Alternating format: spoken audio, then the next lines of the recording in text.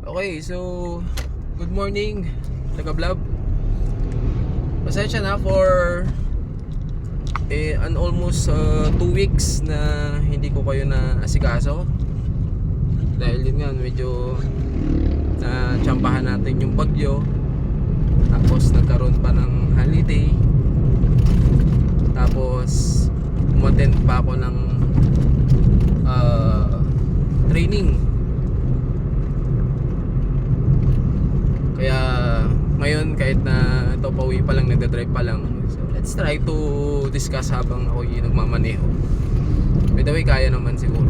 Okay, so as you can see on your screen, a definition of criminal investigation. Kasi pag sinabing criminal investigation, ano yan di ba? Meron siyang threefold rule. Alam na natin yan.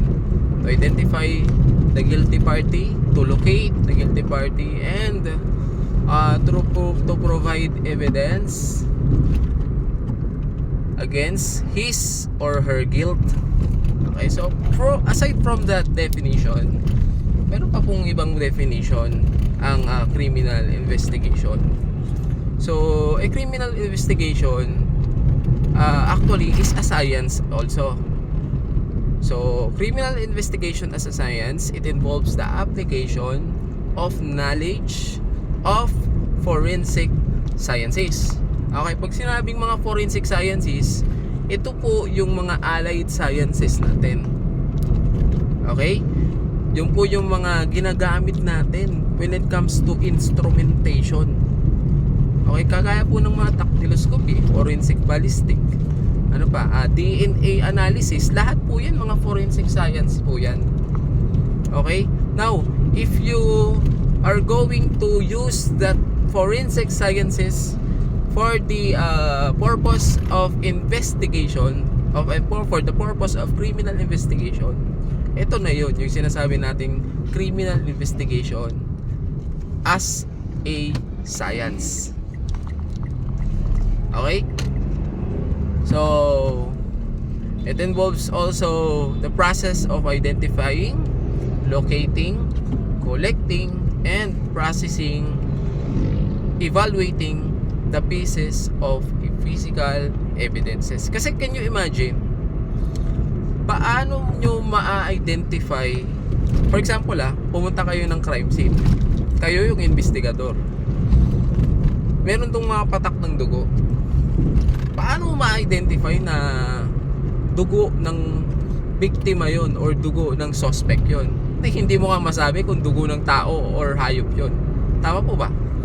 Kasi halos karamihan naman ng dugo sa buong mundo ay kulay pula. Unless kulay green yung nakita nyo doon, di ba? Pag kulay green yun, matik, hindi yon dugo ng tao. Kasi nga ang dugo ng tao pula. Pero aside from human being, diba, marami pang mga species na nilalang na kulay pula din ng dugo. Diba? Paano malalaman kung anong dugo yun? Kung kaninong dugo yun? Diba? Sa pamamagitan ng forensic sciences. Okay? So that is a criminal investigation as a science. Okay. Next, we have criminal investigation as an art. Patakin mo, art din pala ang criminal investigation. Sir, paano nangyari? Ganito yan. Because criminal investigation is governing by rigid rules or fixed legal procedures, but most often based on intuition. Okay, ganito yan. Sabi dyan, ang criminal investigation dan, that is a process. Tama? Meron pong mga procedures dyan na sinusunod. Kasi hindi ka naman pwedeng mag-conduct ng criminal investigation na hindi naaayon sa proseso. Bakit? Kasi kapag nag-imbestiga ka tapos hindi ka umayon sa proseso ng tamang pag-iimbestiga, mababaliwala yung pinaghirapan mo. Okay, ibig sabihin, makakuha ka man or makakalap ka man ng mga importanteng mga impormasyon or pieces of evidences, hindi mo rin yan magagamit sa korte, kapatid. Bakit? Kasi nga mali yung proseso mo. Okay? Ito na, bigay na nating example yung tinatawag natin na fruit of poisonous tree. Halimbawa, meron kang nahuling suspect. Yung suspect ayaw umamin. Ang ginawa mo, binugbog mo. Okay? Binugbog mo siya para umamin. Ngayon, umamin. Kasi syempre, ikaw ba naman, bugbugin ka, perapan ka. Halos patayin ka eh. Hindi ka amin. Di ba? So, napilitan yung inaresto niya na umamin. Okay? Yung pag-amin na yun, that is a very strong evidence against him or her. Okay? Yung pag-amin na yun, napakalalakas ng ebidensya yun laban sa isang suspect. Pero hindi niya yun magagamit as an evidence. Bakit? Kasi nga mali po yung proseso ng kanyang pag-iimbestiga. Okay? So yun. Okay? Yun yung example. Sir, paano naging art yun? Art yan kasi nga ang isang criminal investigation, bukod sa dapat sumunod ka sa proseso, dapat din nakabase pa rin sa isang criminal investigator yung tinatawag natin na intuition or the sixth sense. Diba? Meron tayong 5 senses. Diba? Sense of sight, sense of hearing, sense of taste, sense of feeling. Diba? So, lahat po yan yung mga common 5 senses natin. Yung pang-anim, yun yung tinatawag natin na intuition. Yung intuition, ito po ay nakukuha lang or na-acquire. Okay? Halimbawa, ikaw, tayo. Okay, tayo na lang. Magkakaroon lang tayo ng intuition kapag meron na tayong sapat na knowledge or kaalaman, meron na tayong sapat na experience, okay, at sapat na kagalingan or skills. Okay, knowledge, experience, and skills. Magkakaroon ka ng sixth sense. Kumbaga, pagpasok mo pa lang ng criminal or ng crime scene, pagpasok mo pa lang ng crime scene, hindi ka pa nag-i-start na mag-imbestiga, alam mo na kaagad kung anong nangyari. That is what we call sixth sense, di ba? At nakukuha mo lang yan kapag ikaw ay mayroong knowledge, skills, at experience. Okay? Nagets ba? So that is about the criminal investigation as an art. Okay. Paano natin i-connect ang intuition sa art? Di ba pag sinabing art, yan po ay nababase din sa skills. Tama ba? Yan po ay nababase sa knowledge, tama ba? At yan ba ay nababase sa experience? Take a look yung mga yung mga magagaling na artists, yung mga magagaling na magpinta. Alam niyo magpinta, magpaint. Okay, mga painters natin. Hindi lang yung painter ng yung mga nagpipintura ng bahay. Hindi lang 'yun. Yung mga yung mga gumagawa ng art. Yung mga nilalagay sa museo. Okay. Kung mapapansin niyo yung mga taong yun, hindi sila nakakagawa ng magandang art kung hindi nila na-i-experience yung kanilang isinusulat. Pero kung yung kanilang pinipinta ay base sa kanilang experience, okay? Base sa nasaksihan nila, okay? Diyan po ay nagiging napakagandang art. Okay?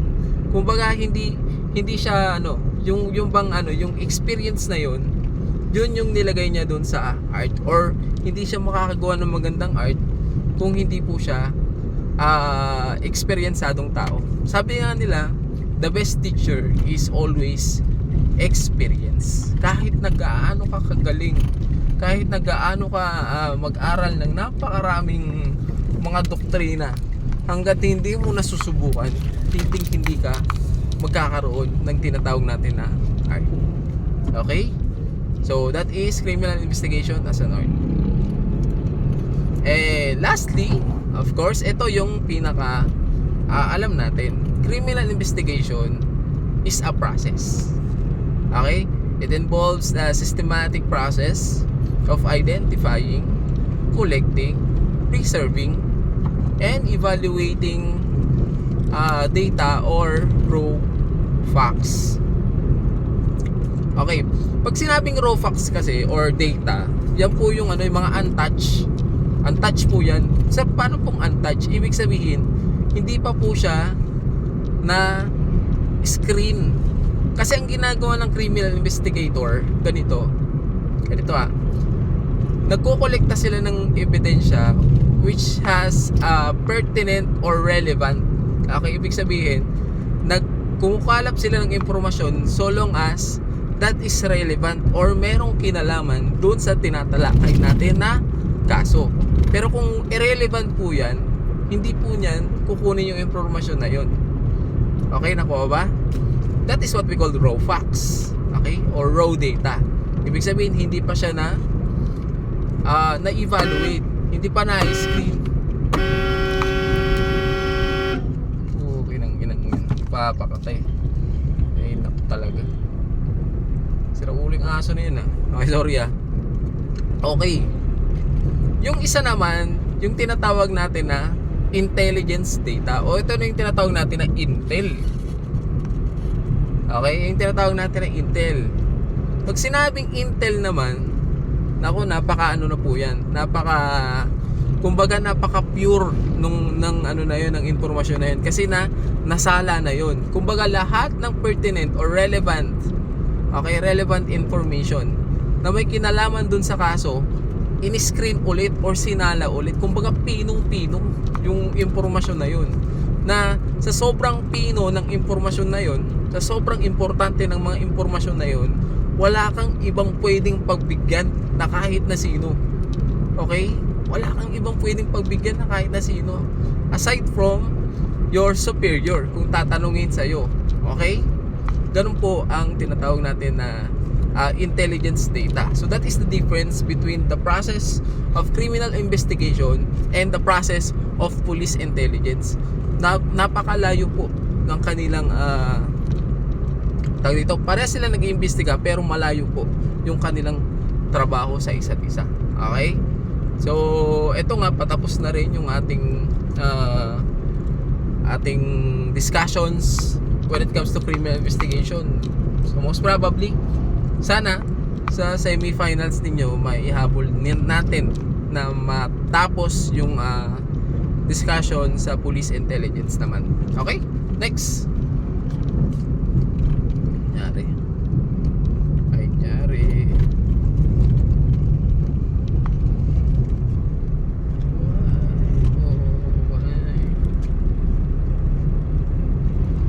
Okay, so goals of CI or criminal investigation. Ito, happyawan lang natin So what are the goals of criminal investigation? First, we have to determine whether a crime is committed. Yes, tama naman. Hindi naman tayo pwedeng mag-imbestiga kung wala namang krimen na nangyari.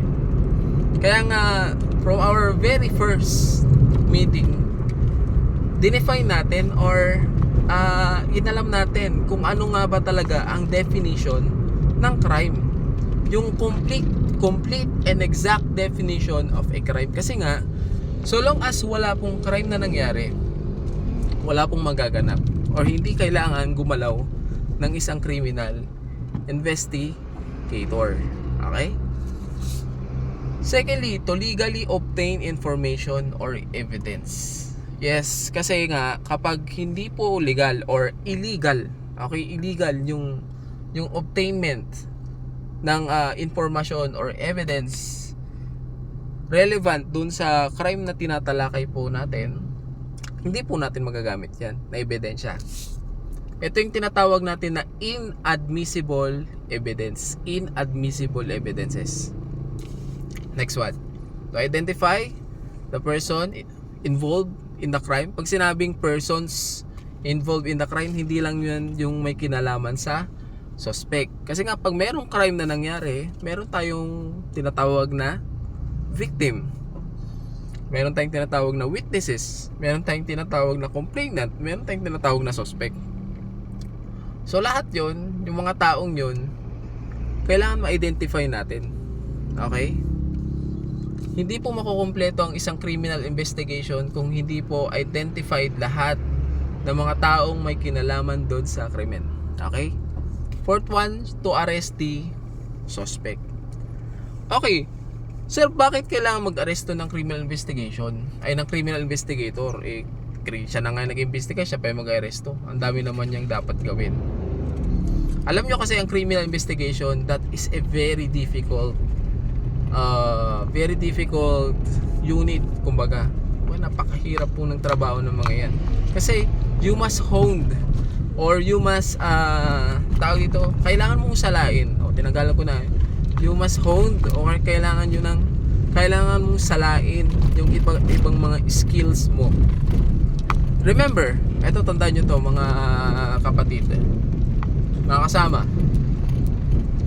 For you to become a good criminal investigator, kailangan meron kang tatlong skills. Okay? 3 most important skills na dapat acquired ng isang criminal investigator na yon. First one, we have what we call legal skills. Legal skills. Okay? Pag sinabing legal skills, kapag criminal investigator, dapat you are knowledgeable on different laws or batas. Okay? Kaya nga po bilang isang criminology student, na kagaya ninyo, 'di ba, nag-aaral tayo ng mga batas, pero hindi naman law yung ating hindi naman law yung ating kurso. 'Di ba kayo nagtataka? Hindi naman pag-aabogado yung pinasok ko dito. Bakit kailangan ko tandaan ko ng Republic Act na yung mga yan, 'di ba? Ang dami-daming Republic Act na pinag-aaralan, tama po ba? Republic Act, Presidential Decree, Executive Order, batas bilang pambansa, diba? Revised Penal Code, napakarami pang iba, diba? Lahat po yan kailangan pong pag-aralan. Yes, diba? Kailangan pag-aralan yun para alam nyo kung paano nyo implement, diba? Bilang isang future law enforcement officer, diba? Nakagaya ninyo, diba? Parang kayo magiging future law enforcement officer din kayo parang araw, magiging isang tagapagpatupad ng batas, tama po ba? Kaya nga law enforcement, diba? Law enforcement officer, ibig sabihin tagapagpatupad ng batas. Yun na yun, di ba? Paano maipapatupad ang batas kung hindi mo alam ang batas? Kaya nga tayo nag-aaral ng batas. Okay? Kaya nga kapag nandiyan na kayo sa subject ninyo, lalo na sa mga revised penal code, book 1, book 2, kailangan nyo pong seryosohin. Kasi hindi kayo magiging effective na criminal investigator someday somehow kung hindi nyo yan alam. Okay? Sir, hindi ko naman hindi ko naman gusto maging criminal investigator. Gusto ko yung nandyan lang sa sa tabi ng kalsada. Okay? Nagpapakyut kapag merong dumadaan na chicks. Ha? Ganun ba yung plano? Kahit na. Kasi hindi ka makakapasa sa board exam kung hindi mo rin alam yung mga batas na yan. Mag-aaralan mo pa rin yan, kapatid. Walang lusot yan. Okay?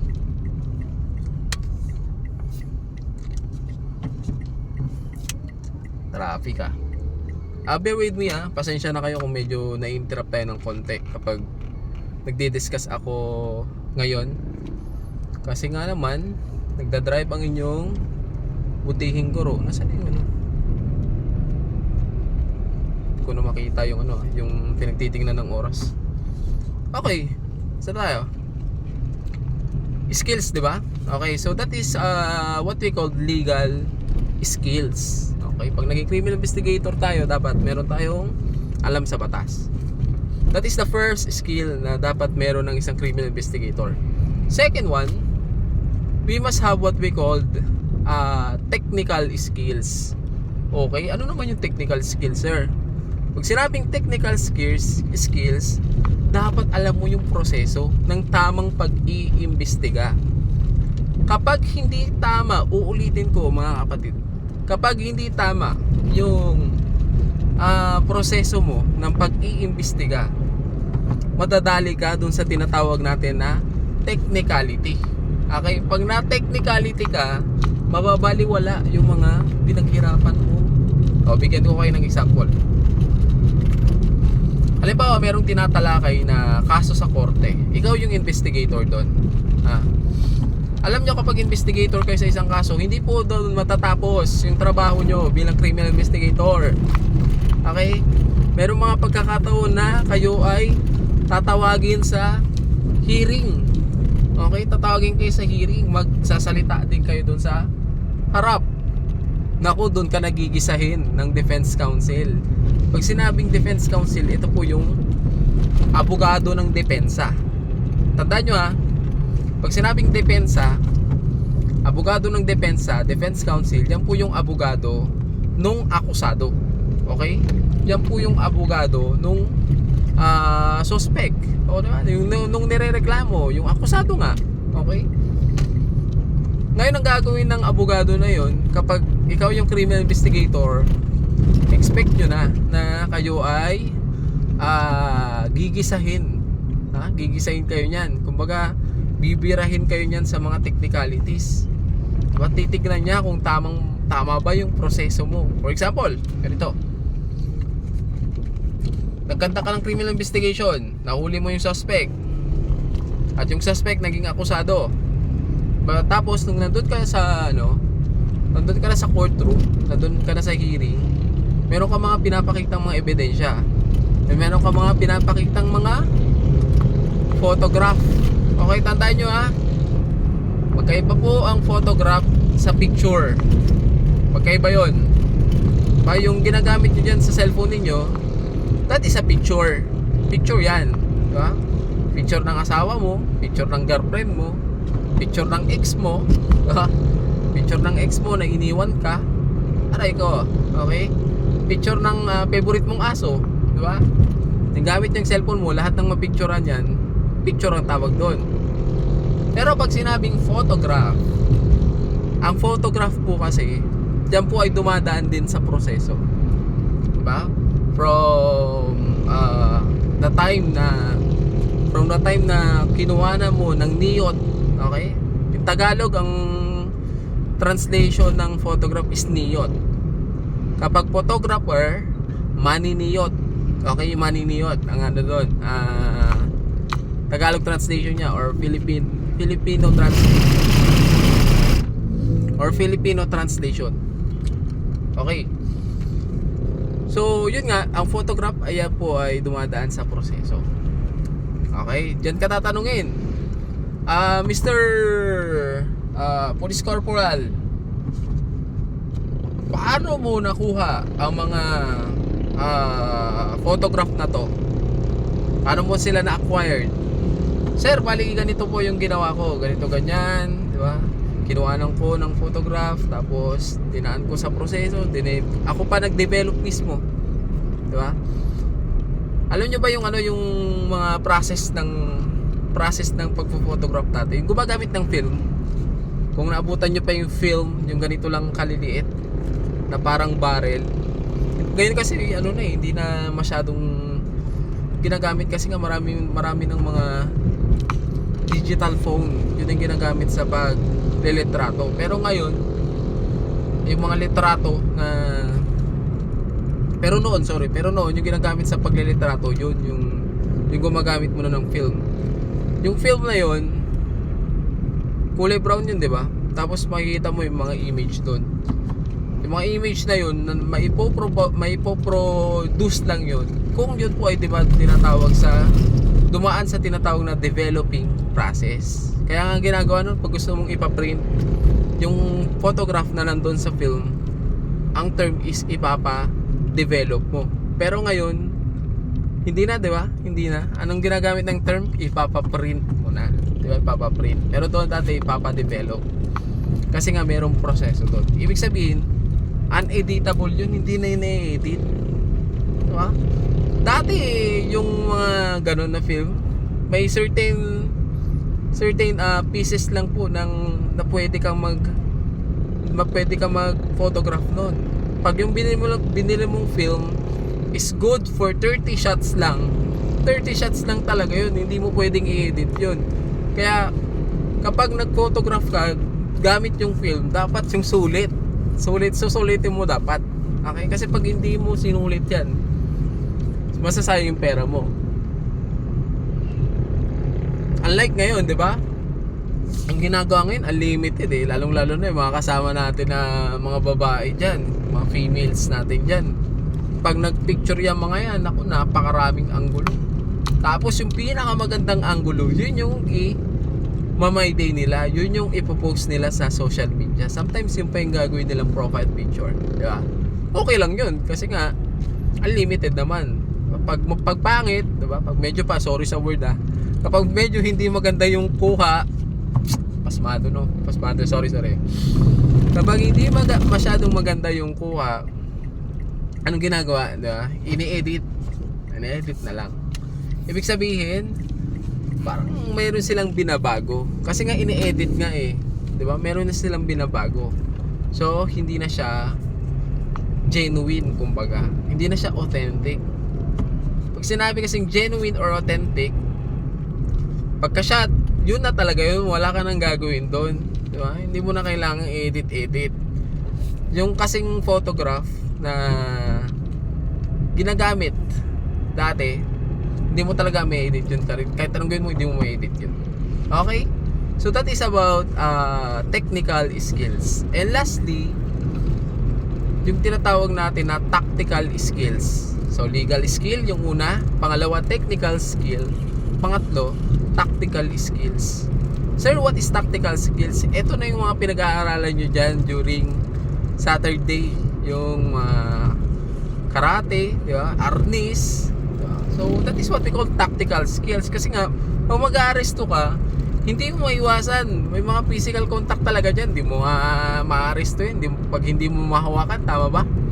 So meron talagang physical contact between you as an arresting officer and the suspect.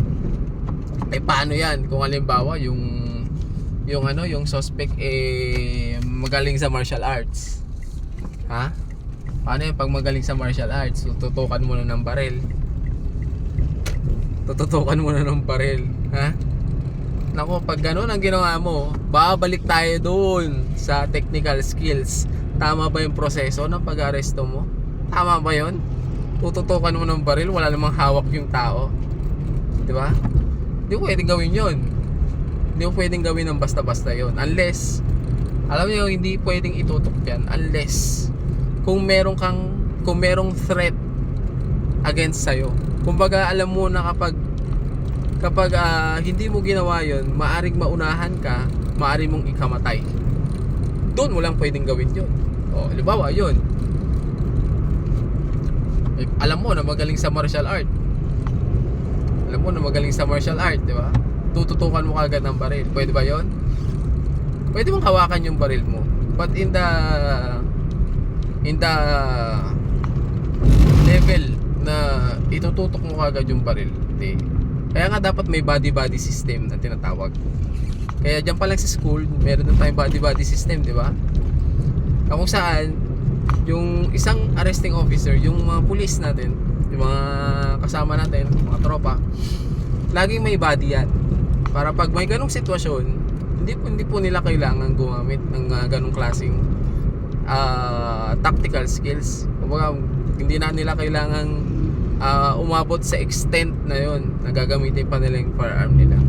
Pero syempre, it's better na kapag ikaw isang arresting officer, kailangan malakas ka. Tama? Kailangan may alam ka rin sa martial arts kahit papaano.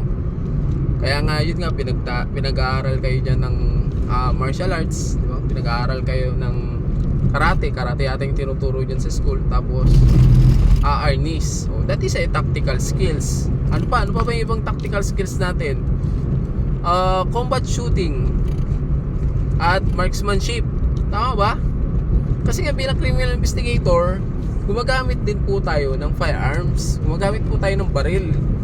Ngayon, paano kung halimbawa mas magaling pang bumaril yung suspect kaysa sa'yo? Eh ikaw, hindi ka nagpa-practice mag-marksmanship eh. Diba?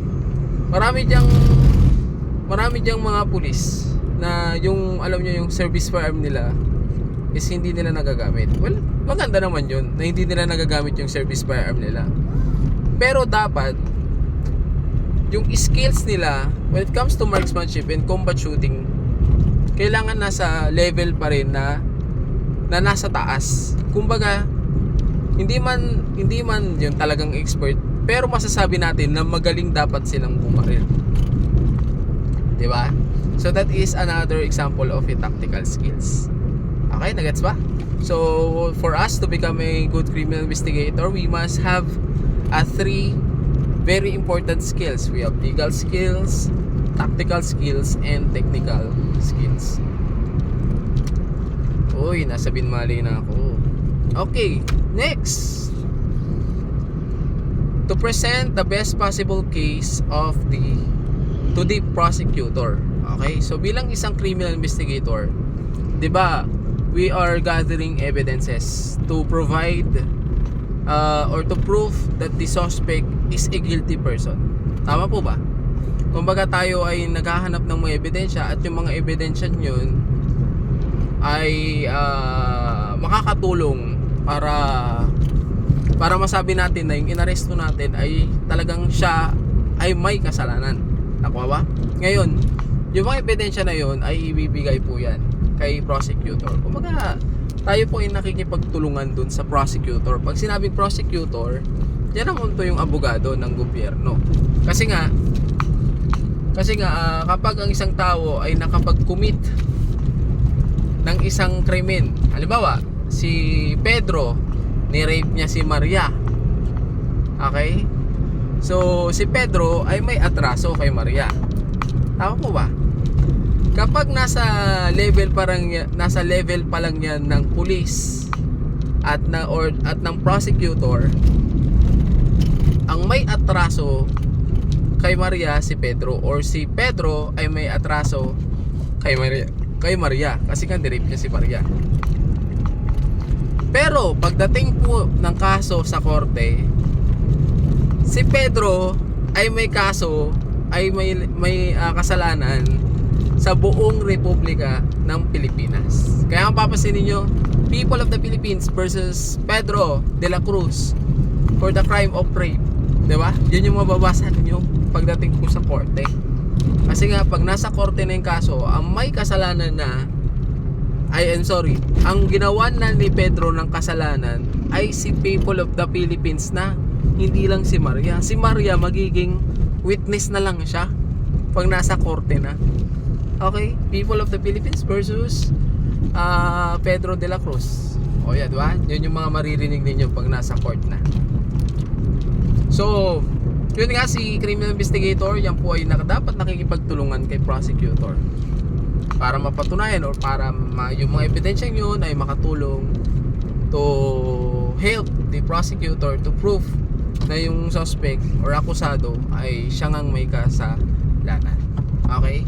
Sir, paano kung halimbawa nag-iimbestiga ako pero yung ebidensya na nakuha ko kabaliktaran? Ibig sabihin, yung nakuha kong ebidensya, sir, imbes na makatulong na maipit or mapatunayan na may kasalanan si Pedro, hindi yung nakuha kong ebidensya yun yung makakatulong para mapawalang sala si Pedro. Question, pwede ko ba itong ibigay pa rin, or pwede ko ba itong sabihin pa rin kay prosecutor? The answer is yes. Tandaan ninyo, kahit na kayo mismo yung nag-aresto doon sa suspect, kayo yung nagpakulong doon sa suspect, pero kung hindi naman talaga siya yung gumawa, syempre kailangan nyo siyang palayain. Kawawa naman yung tao.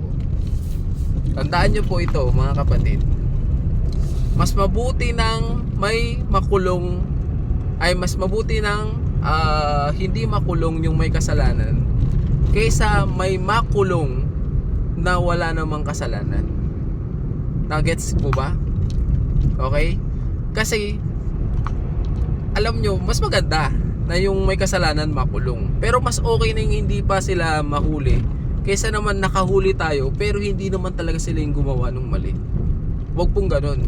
Okay? Kawawa po yung tao. Kaya pag naging criminal investigator kayo, wag nyo pong gagawin yung mga ganung bagay. During the time of ex-president or former President Rodrigo Duterte, yung mga chismoso doon sa amin, kasi nga, di ba, ang daming pinapatay na mga adik talaga noon eh. Ang ginagawa daw ng mga ng pambansang pulisya or the Philippine National Police, daw di ba? Pero siyempre hindi naman ako naniniwala. Civilian mentality kasi yun. Ang ginagawa daw ng Philippine National Police noon, hindi daw mapopromote yung isang police kapag hindi sila nakaka-aresto ng mga suspect or kapag hindi sila nakakapagpatumba ng mga drug addict. Kaya ang dami daw namatay na drug addict kasi nga ganun daw yung ginawang deal or order coming from the higher ups ng Philippine National Police. Kawawa naman yung mga civilian doon. Pero hindi ako naniniwala doon. Hindi gagawin ng mga tropa natin yan.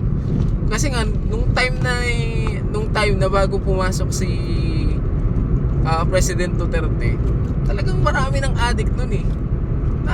Alam nyo naman yan, ramdam nyo yan. Nung nagano na siya, nung nakaupo na siya, yun na. Natakot na yung mga addict. Yung mga addict din dun sa amin, wala na eh. Nagsilayasan sila eh. Nagsialisan sila nung naging presidente si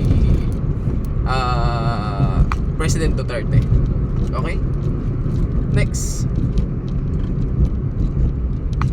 Wala akong tubig. Nauuhaw na ako. Meron. Inom muna ako Wait lang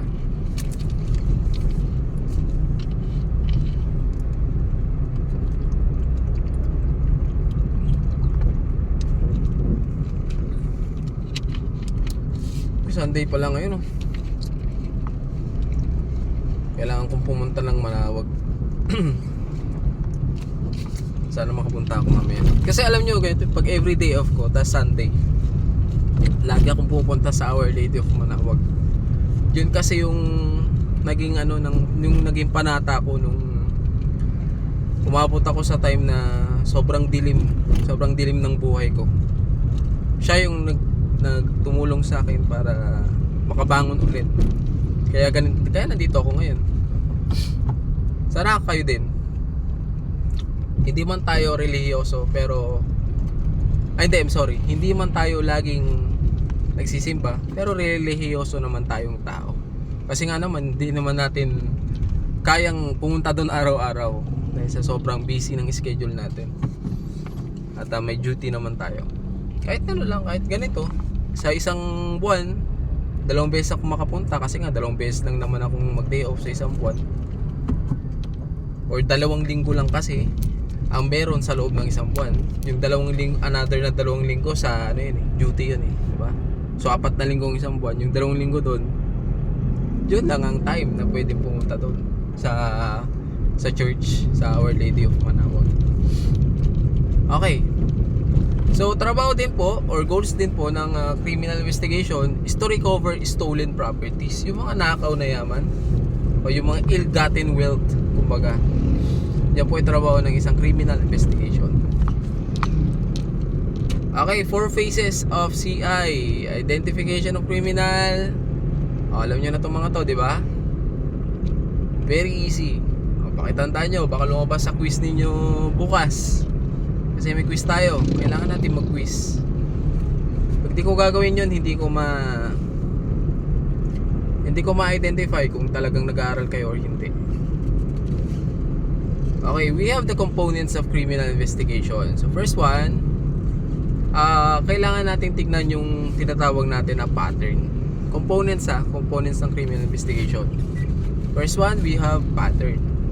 A pattern refers to a series of similarities. Okay, o yung series ng pagkakapare-pareha ng mga pangyayari. Pagkakapare-pareho ng mga pangyayari. Series of similarities that may link a particular case or indicate that the same person is committing to a series of crime. Okay, so that is what we call pattern. Yung mode of operation or modus operandi, diba? Yan po ay isang indication ng pattern. Kumbaga pag mayroong pagkakapare-parehas po dun sa mga pangyayari, pwede po nating masabi na isang tao or isang grupo lang ang gumawa noon. Yan yung tinatawag natin na pattern. Okay. Okay, by the way, magsisiyar muna ako Balikan ko kayo.